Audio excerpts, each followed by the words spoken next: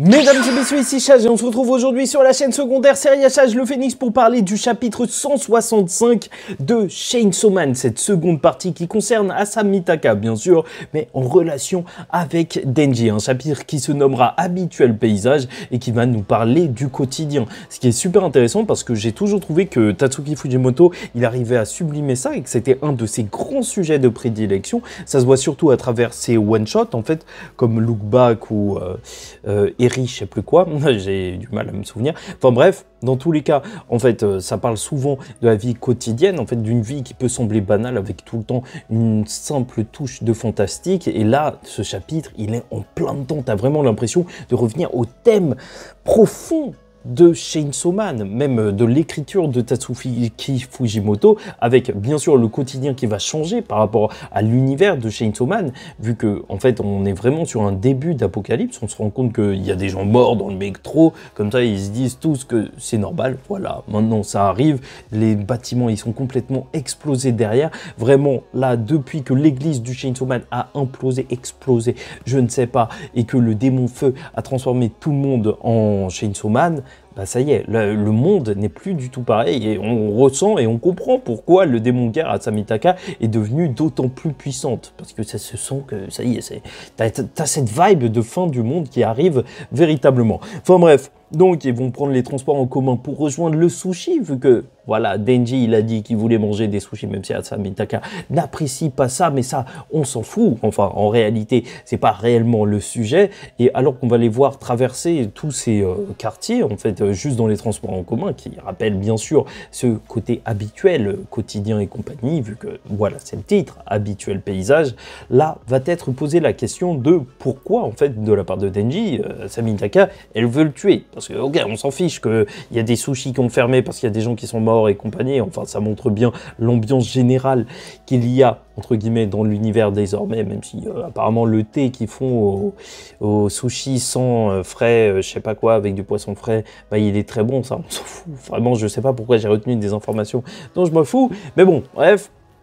Donc il va demander ça à Asami Mitaka qui va en fait au début, vu que Denji pense que c'est un délire de l'église, expliquer que non, tout ça ce qu'elle fait, elle le fait pour sauver Denji, en fait pour le retirer de cette contrainte, entre guillemets, ce poids des responsabilités qu'il a en tant que Chainsaw Man, choisir ou non d'agir, à chaque fois sortir de sa vie quotidienne, demander plus, faire plus, sauver les gens, enfin bref, et là elle va dire que d'après le plan de Kiga qui se trouve juste à côté, alors il pourrait rester en vie. Et ça, c'est super intéressant parce que, en fait, le véritable plan, là, il nous a expliqué concrètement, c'est que Denji, il a ce pacte avec donc Pochita, le démon tronçonneuse, qui est tout simplement que ça va l'aider à mener une vie normale. Et c'est donc en menant une vie qui n'est pas normale, entre guillemets, que le vrai Chainsaw Man se réveille, le Chainsaw Man noir, et là, il pourrait l'affronter, et s'il le tue, alors il pourrait remplacer le cœur de Denji par un cœur humain tout simple,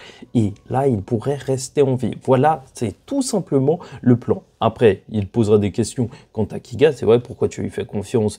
Il dira, on nous fait des entourloupes, mais en soi, elle a plus ou moins raison sur les choses, et ça reste tout de même assez mystérieux pour l'instant. Parce qu'en vrai, on aura vu Makima comment elle aura fait pour que Denji ne soit plus dans sa vie normale, donc détruire totalement sa vie en détruisant Aki et bien sûr notre très cher Power, mais là, on sait pas du tout ce que compte faire Famille, et ça peut partir en cacahuète très vite si elle compte faire quelque chose d'aussi monstrueux pour le retirer de sa petite vie paisible, normale, quotidienne. Ça reste assez mystérieux, en tout cas à mon sens, pour la suite des événements. Je ne sais pas ce que vous en pensez, n'hésitez pas à me dire ce que vous en pensez en commentaire, likez ou dislikez la vidéo et abonnez-vous si vous n'êtes pas encore abonné, parce que c'est vrai, on parle de Chainsaw Man, on est très peu, mais on continue à se poser des questions, même si on n'est pas beaucoup à en parler, parce que oui, c'est des chapitres qui sont assez calmes, entre guillemets, mais qui posent une véritable ambiance. Et je trouve que cette idée du quotidien, puisqu'on va y revenir, à travers le quotidien du Denji qui va être questionné, parce que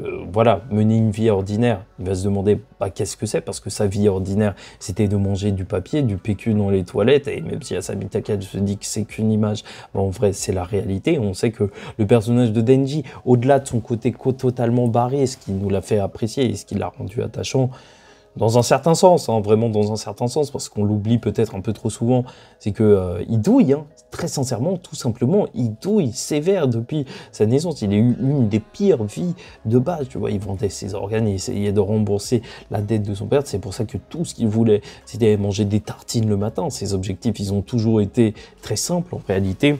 Enfin bref, voilà, ça pose la question du quotidien par rapport à ce qu'il a, et est-ce qu'il pourra s'en satisfaire, et c'était toute la question de la première partie.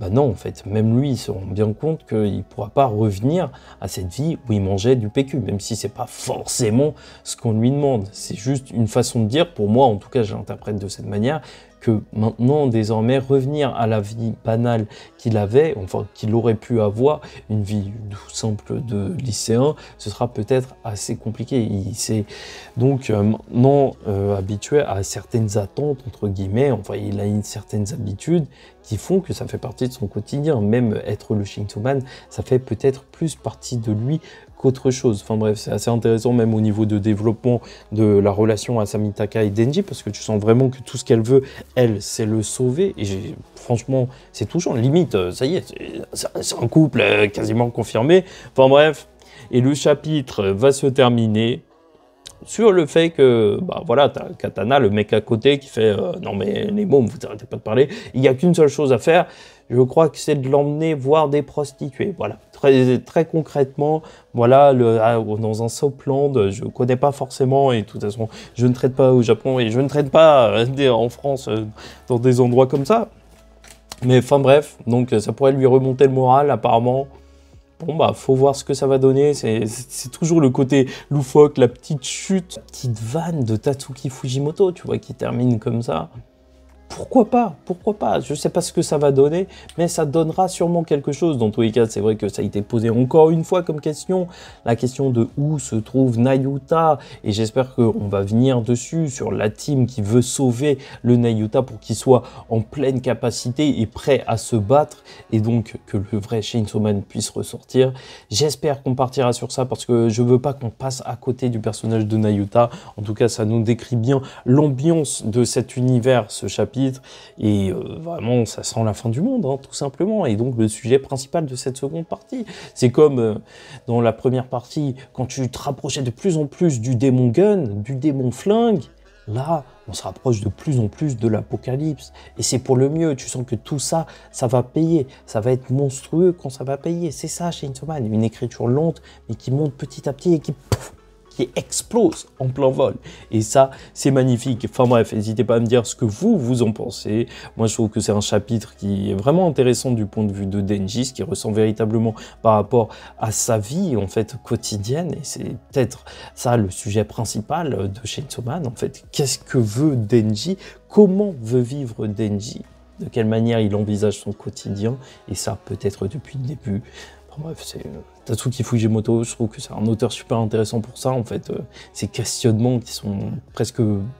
Bah, c'est un côté assez banal, en fait, de se poser la question de qu'est-ce que tu veux faire tous les jours. Mais c'est beau quand tu questionnes ça autour de Denji, qui a subi une vie plutôt pas facile, on va dire ça comme ça. Enfin bref, voilà. N'hésitez pas à me dire ce que vous en avez pensé en commentaire, vraiment, parce que je trouve que c'est un des chapitres les plus intéressants de cette seconde partie de Chainsaw Man, même s'il passe l'air de rien comme une transition. Mais voilà, moi, c'est un chapitre qui m'intéresse. Et en attendant la suite, je vous dis ciao tout le monde, faites très attention à vous, et surtout, paix sur vous.